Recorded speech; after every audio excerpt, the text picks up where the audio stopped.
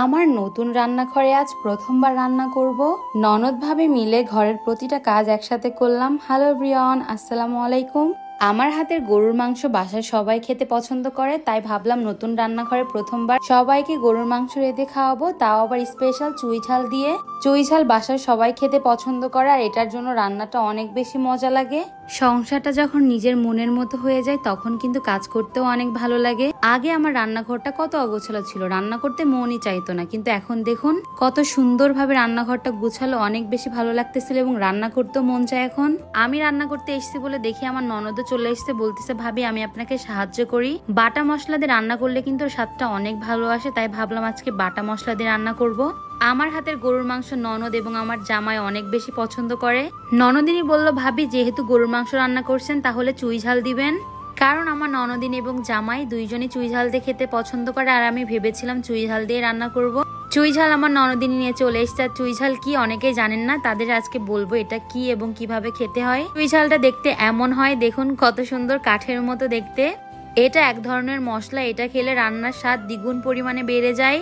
আমরা যেরকম রান্নার স্বাদ বাড়ানোর জন্য নানান ধরনের মশলা দিয়ে থাকি, এটাও সেম একটা মশলা।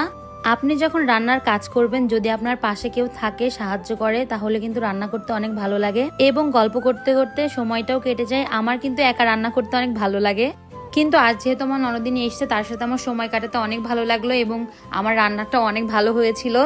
দুইজন কাজ করলাম এবং আমাদের ব্যবহার দেখবেন অনেক বোনের মতো, মনেই হয় না আমরা ননদ ভাবি। আমরা দুইজন কখনোই ফিল করি না আমি ওর ভাবি, ও আমার ননদ। দোয়া করবেন আমাদের জন্য, আমরা যেন সবসময় এভাবেই থাকতে পারি। সব মশলা রেডি করে ফেলছি, এখন রান্না করতে এসেছি। রান্না করার আগে যদি সব কাজ এগিয়ে রাখেন তাহলে কিন্তু রান্নাটা অনেক ভালো হয় এবং কাজটাও তাড়াতাড়ি হয়ে যায়। ফার্স্টে কিছু পেঁয়াজ কুচি দিয়ে নিলাম, পেঁয়াজ কুচির সাথে পেঁয়াজ বাটাও দিয়ে নিচ্ছি। দুইটা একসাথে দিলে ঝোলটা অনেক বেশি ঘন হয়, এই জন্য আমি দেই। কিছুক্ষণ ভাজার পর এখন আদা বাটা এবং রসুন বাটা দিয়ে দিব। আর এটা হচ্ছে আমার নতুন মশলাদানি, কত বেশি সুন্দর লাগতেছিল তাই না? অনেক বেশি পছন্দ করে এই মশলাদানিটা আমি কিনেছিলাম। এখন একে একে সব মশলা দিয়ে দিব। গরুর মাংস কিভাবে রান্না করে সবাই জানে, কিন্তু এক একজনের হাতের রান্নার জাদু এক এক রকম। দেখবেন দুইটা মানুষ একইভাবে রান্না করছেন, বাট স্বাদটা আলাদা। রান্নার ভিতরে অনেক তফাৎ থাকে, কেউ মশলাটা অনেক বেশি ভাজে, কেউ ভাজে না। কিন্তু আপনারা যদি চান গরুর মাংসের স্বাদটা অনেক ভালো আসুক, তাহলে কিন্তু অবশ্যই পেঁয়াজটা অনেক বেশি ভাজবেন এবং মশলাটা কষাবেন, তাহলেই দেখবেন আপনার রান্নার স্বাদটা অনেক ভালো আসবে। সব ধরনের মশলা দেওয়ার পর প্রথমে তেলে একটু ভালোভাবে মিক্সড করে নিব। এখন পানি দিয়ে মশলাটা কিছুক্ষণ কষাবো, 2 থেকে 3 মিনিট।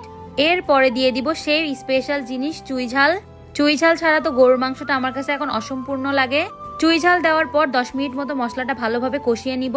মশলাটা ওইদিকে কষানো হচ্ছে আর আমার ননদ আলুগুলো ছিলে দিচ্ছে। আলুর কথা আমার মনেই ছিল না, পরে আমার ননদিনী মনে করিয়ে দিল আলুটা দেওয়ার জন্য। গাইস দেখুন মশলার কালারটা কত বেশি সুন্দর লাগতেছে। আমার কিন্তু কষানো হয়ে গেছে, এখন আমি গরুর মাংসটা দিয়ে নিব। মশলাটা ভালোভাবে মিক্সড করে নিব। এখন আর গরুর মাংসে পানি দিব না, গরুর মাংস থেকে পানিটা বের হবে, ওইটা দিয়ে আমার মাংসটা কষানো হয়ে যাবে। তারপরে দিব ঝোলের পানি।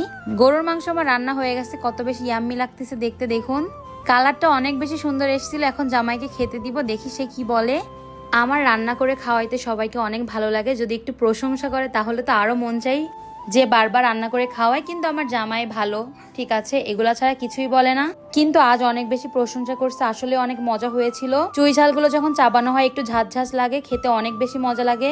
আপনারা চাইলে কিন্তু এরকম চুই ঝাল অর্ডার করতে পারেন। কোথা থেকে অর্ডার করেছি পেজ লিংক ভিডিওর ক্যাপশনে দিয়ে দিব। আশা করছি আপনাদের ভালো লাগবে। নতুন মেহমানদের যদি এভাবে রান্না করে খাওয়ানো হয় তারাও অনেক বেশি পছন্দ করবে। সবাই ভালো থাকবেন, আল্লাহ হাফেজ।